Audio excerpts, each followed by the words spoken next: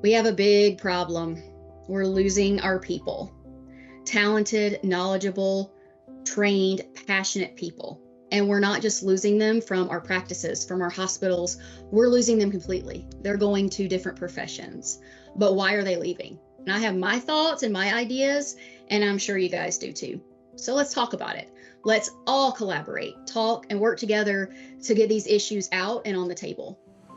We attract a certain type of folk to veterinary medicine, and we really do and have done an extremely poor job of preparing us for the non-technical difficulties of veterinary medicine. We do have a very, very emotional field where, you feel a lot of things with your heart and not your head. Because clients are not very nice, and we are disengaged by how other people treat us. They accuse us of not caring about their pets, when literally we leave our blood, sweat, and tears at our hospitals all the time.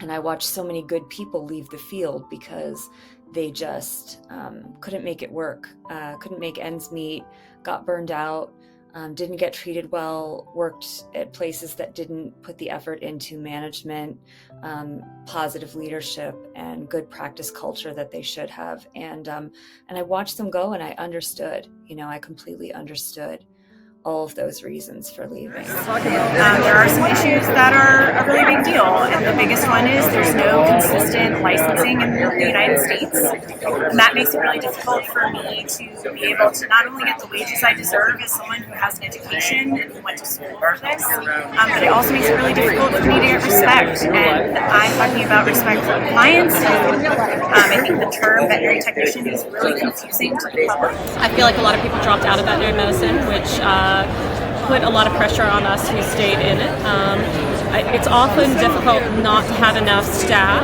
or doctors to be able to provide appointments for people. And so it's really, really hard to find childcare. And I would love to see, practices maybe get together and form a childcare area in each county of a state where we could all, bring our children to and have it be affordable.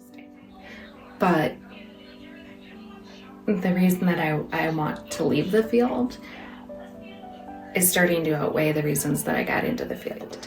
It's not just about money, although money is a big factor.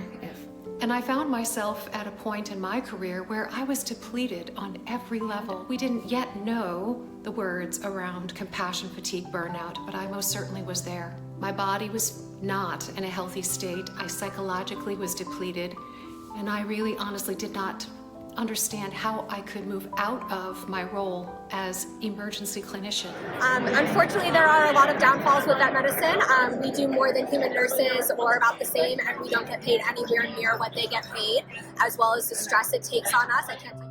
The biggest one, and the one that everyone says, is money. And I'm not asking for $100 an hour, because that's just ridiculous.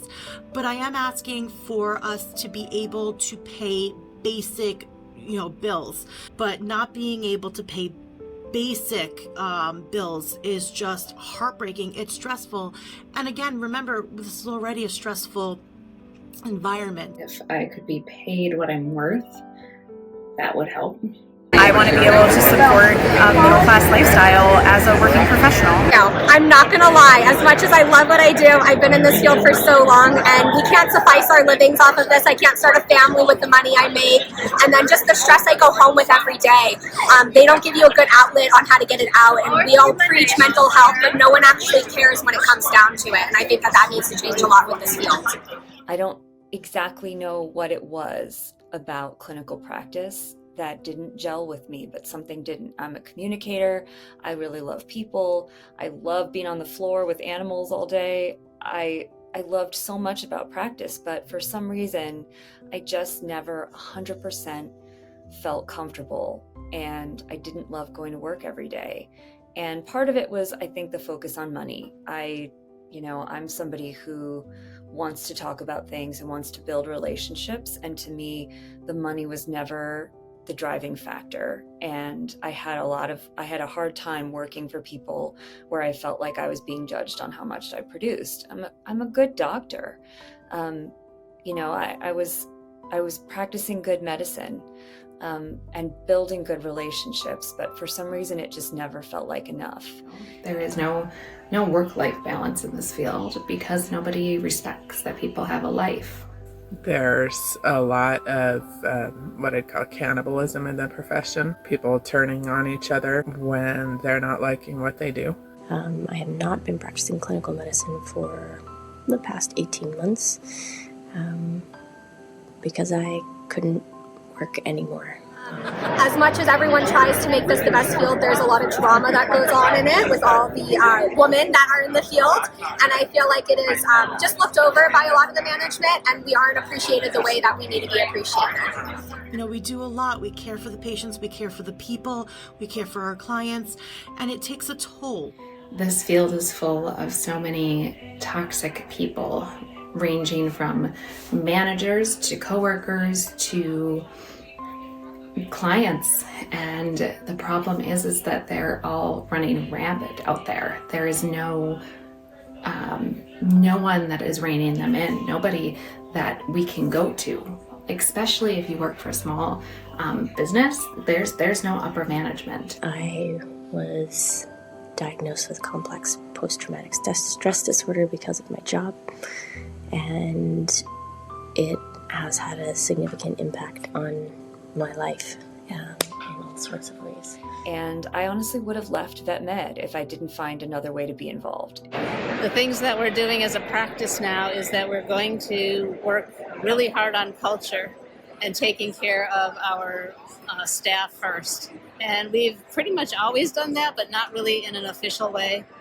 And I'm hoping, I don't know yet how well it's going to work, but I'm hoping it will make a difference.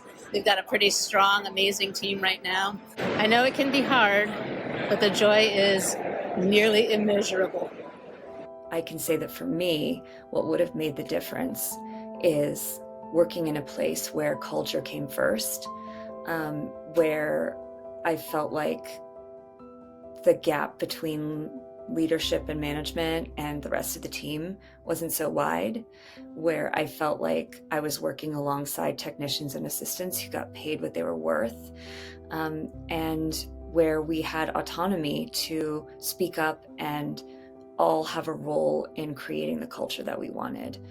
I have seen my practice do a really, really great job of supporting us through this. They actually have people come in, counselors come in like Mondays and Fridays at specific times, and people can come in on their day off, and people can go when they're working, and they get paid. So we don't have to worry about not getting paid while we need to talk to, certain people. There needs to be a real push both within our industry and also from the public for us to have a national standard for our veterinary technicians, and also I would argue a real push to be classified as veterinary nurses.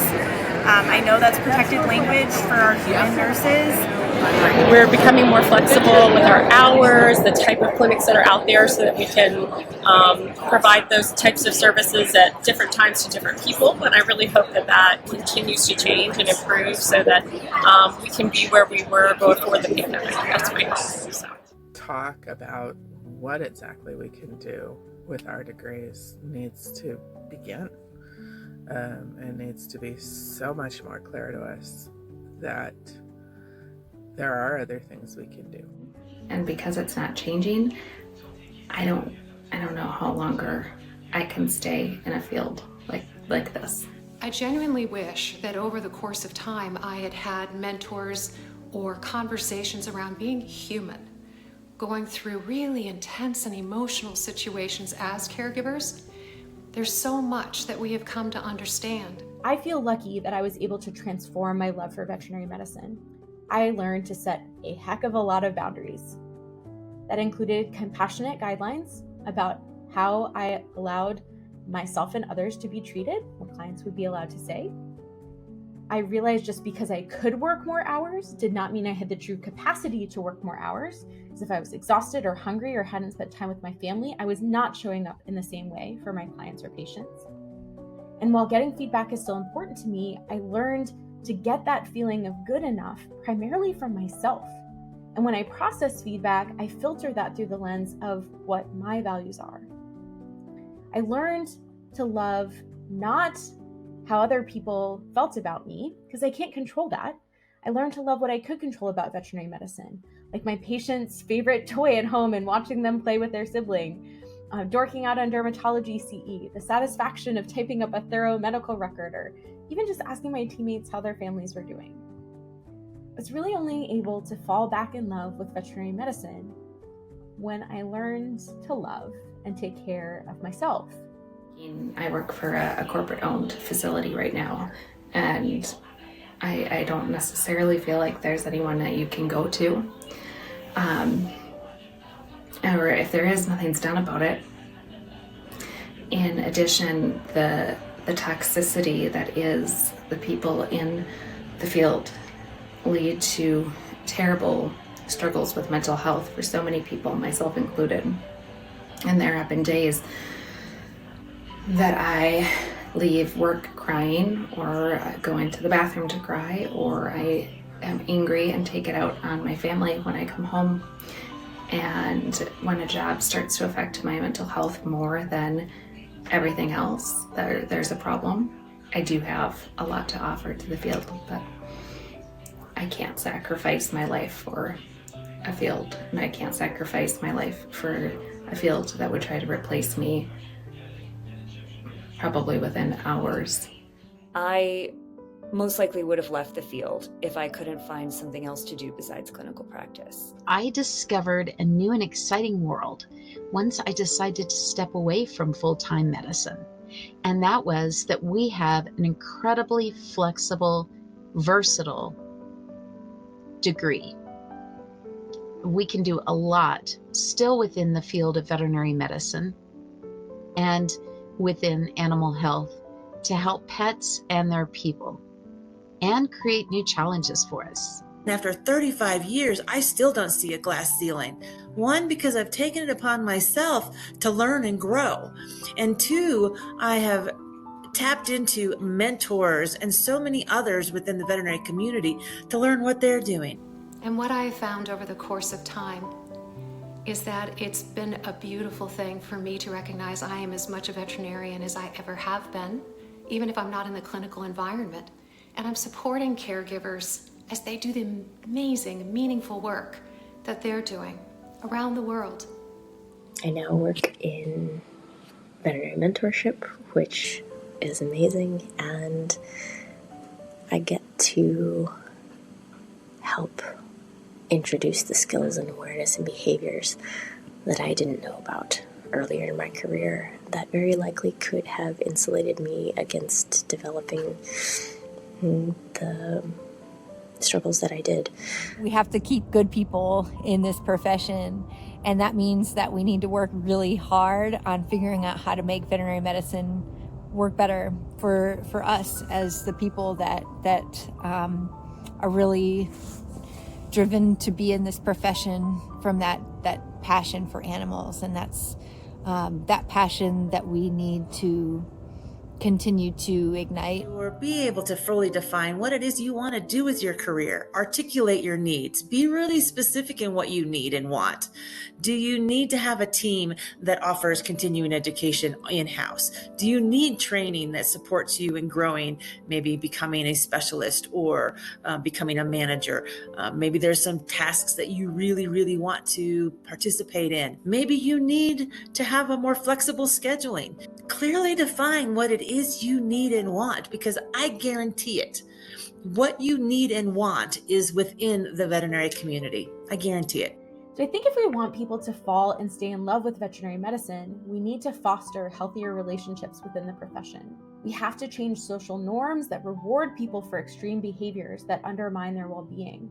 We have to consider whether vet school admissions, training, internship, and residency processes inadvertently reinforce those behaviors. And where necessary, providing the time and mental health support and other resources to help people transform their relationship with veterinary medicine into a healthier one. I think it's great that you are trying to figure it out, but until there's real change and progress. We can talk all we want. But something needs to be done, or we're just not going to have enough people to care for these babies, and we're their voice. And there needs to be enough of us to be a voice for these babies. I hope we can make this a place that people can stay for life if they want to, and feel valued for more than just the numbers that they bring in. I'm excited that the momentum is shifting, and I'm excited that we're finally paying attention and we're problem solving, because I agree that we are one of the most amazing groups of folks. I feel extremely protective of us, and I think we can do this. I don't know that a return to clinical practice is realistic for me, but I am sure going to give it hell to help teach and prepare our newest generation and my colleagues all the things that I didn't know. It needs to be change. So I'd like to see the change happen, not just talk about what could happen. Being compassionate with ourselves and with each other, decreasing stigma, increasing connection. These are the conversations that are at hand. This is how we will shift the culture into a sustainably thriving space for us, for me, for you, for all of us, and for all that is to come. It matters. Animals need us. Pet owners and animal guardians need us. Stay in the conversation. Be brave. Be compassionate. Be authentically you, all of you. Fall in love with veterinary medicine all over again. I look forward to where this goes, and I wholeheartedly support this effort, because I do maintain that we have the coolest job on the planet. Falling in love is wonderful, but it also opens us up to heartbreak. The key is to enjoy the process of giving love without making our happiness dependent on whether that someone or something loves us back.